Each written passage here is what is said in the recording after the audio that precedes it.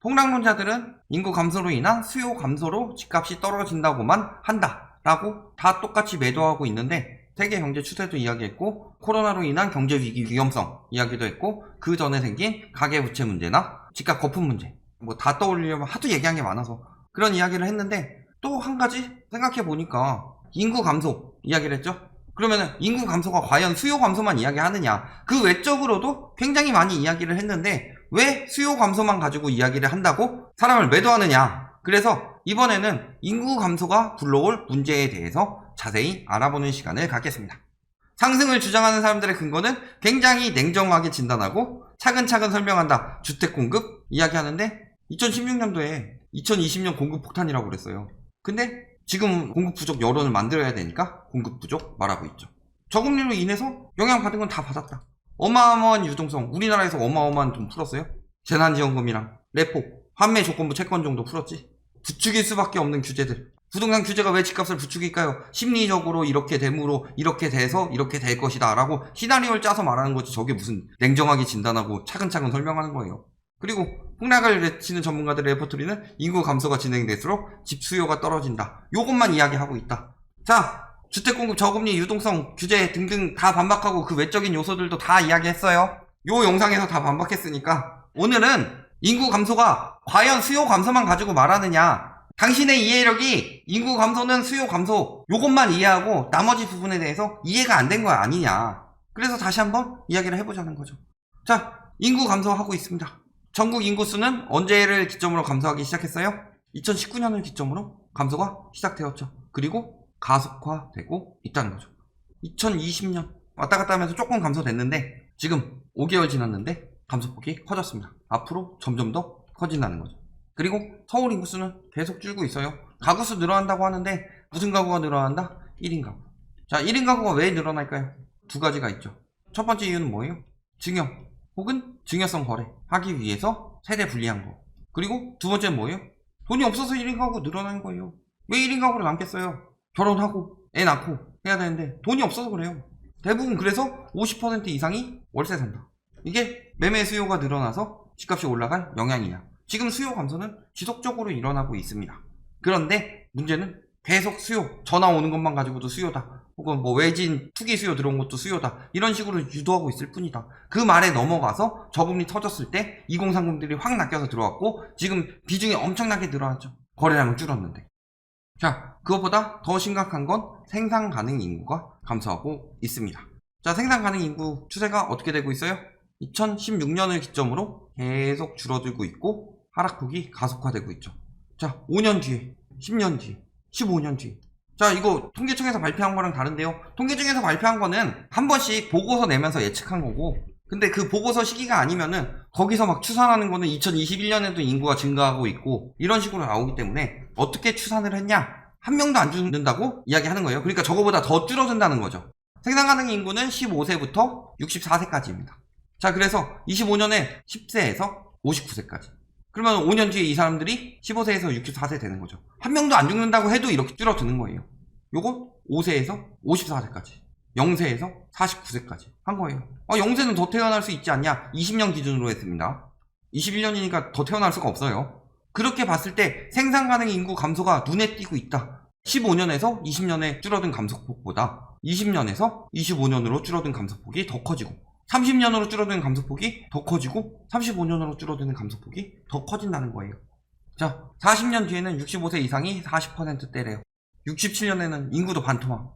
잘 생각해보세요. 인구 감소가 되는 게 나라가 점점 발전하는데 인구 감소가 수명이 줄어서 인구가 감소가 되느냐? 이게 아니죠. 애를 안 낳아서 인구 감소가 되는 거죠. 이게 문제인 거예요. 자, 65세 이상이면은 통상적으로 은퇴하실 나이다 라고 했을 때 2020년엔 15.7%예요. 15%라고 가정합시다. 조금 낮춰서. 그리고 60년에 낮춰서 40%라고 가정합시다. 그러면은 15%라고 가정하면 어떻게 되느냐? 젊은 나이 빼고 100명이 있으면 15명이 노령 인구이고 85명 중에서 한 10명은 어린 인구죠. 그리고 75명이 이들을 먹여 살리죠. 그러면은 75명이 25명을 부양하기 때문에 세금으로 60만 원이 필요하다. 그러면은 75명이 25명에게 지원을 해주기 때문에 3대1이죠. 그러니까 이들은 20만 원씩 내면은 부양할 수 있더라. 그런데 똑같이 40명으로 늘었어요. 노령 인구가. 애 안 나오니까 10명으로 그대로 둡시다. 그러면은 부양 인구가 50명이 되죠. 똑같이 60만원씩 든다고 하면은 이제는 부양하는 사람과 부양받는 사람의 비중이 1대1이죠. 그러면 세금이 3배로 늘어나죠.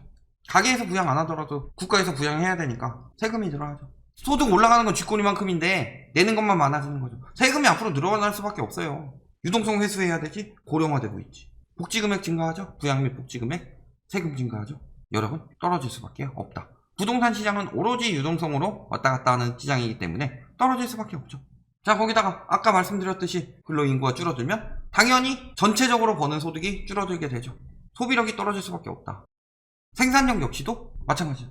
물론 생산력은 앞으로 그런 얘기가 나올 수 있어요. 기술의 발전으로 기계가 대체할 것이다. 그런 이야기를 하더라도 가게가 버는 소득은 그래도 줄어들 수밖에 없죠. 그래서 월급이 올라간다고 칩시다. 그래서 400만원 번다고 칩시다. 예전엔 300만원이었는데. 근데 예전에는 2명이서 300만원 벌어서 소비를 했다면은 지금은 1명이 400만원 벌어서 소비를 한다. 당연히 소비력 감소될 수밖에 없죠. 자, 혼인율이 감소하고 있습니다. 지속적으로. 엄청나게 줄었죠. 거의 뭐 1980년대, 90년대 이때에 비하면 반토막 수준이다. 그리고 출산율도 감소하고 있죠. 2020년에 역대 최저 찍었습니다. 0.84명. 그리고 올해 상반기에도 0.88명이면 늘어난 거 아니에요? 1분기 때 출산율이 높은 편인데도 불구하고 작년에는 1분기 때 0.91명이었다. 그래서 통계 작성 이래 가장 적다는 거죠. 자, 혼인율하고 출산율이 적기 때문에 인구 감소가 되고 있다. 그래서 인구 감소가 문제점이 되는 것은 인구 감소가 되면은 국가 경쟁력이 떨어지고 생산력, 소비력 등이 감소하고 여러 가지 문제들이 생길 수 있죠. 국가에서 어떻게 해야 돼요? 인구 감소의 원인을 찾아야 되겠죠. 혼인율이 떨어지니까 출산을 안 하는 거고 거기다가 혼인을 하더라도 출산을 안 하는 사람들이 늘어나고 있다. 왜 혼인을 안 하느냐? 여성은 임신 및 육아, 사회적 위치 물론 이런 영향도 있죠. 그리고 또 남성은 결혼 자금, 내 집 마련. 내 집 마련은 아니더라도 하다못해 전세는 살아야 될 텐데 우리나라에는 아직도 남성 쪽에서 뭐 집을 해가야 된다 이런 통념이 과거에 있었으니까 이런 쪽을 부담적으로 많이 생각을 하죠. 자, 핵심은 뭐예요? 남자들의 첫 번째는 부동산 문제고 여자들의 첫 번째는 뭐예요? 임신 및 육아 문제다. 요거 두 개를 국가에서 해결을 하려고 하겠죠. 왜? 부동산 문제예요. 지금 내가 평생 벌어서 못 사는데 내 가족들 결혼하고 애 낳고 하면은 평생 떠돌이처럼 그지같이 살게 하고 이럴 바에야 결혼 안 한다. 그걸 못 보겠다. 이런 거죠. 거기다 결혼해도 애 안 낳는 이유. 딩크족이 왜 이렇게 늘어났냐?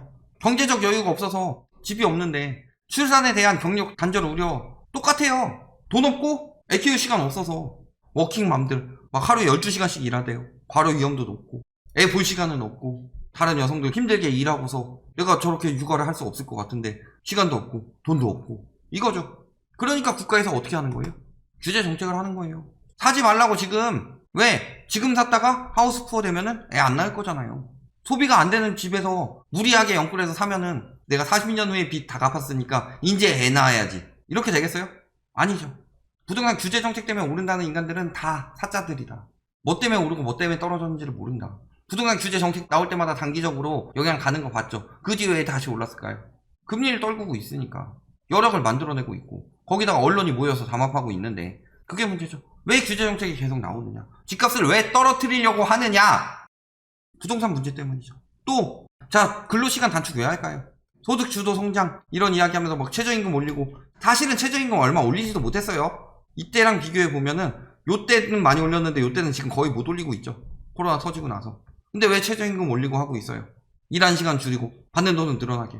애를 키우는데 들어가는 돈은 늘어나는데 애를 키울 시간도 안 나고 그러면은 남자든 여자든 근로시간 줄여가지고 집에 가서 육아하고 출산할 수 있는 시간 보장해 주는 거다. 그리고 그만큼 일이 줄었으니까 소득이 줄어드는 거 아니냐. 그러니까 최저임금 올려가지고 그만큼 보장하려고 하는 거다. 물론 현재에선 자영업자들도 힘들고 중소기업도 힘들기 때문에 그렇게 이론대로 흘러가지 않는 단점이 있죠. 그렇지만 왜 저런 정책을 쓰느냐.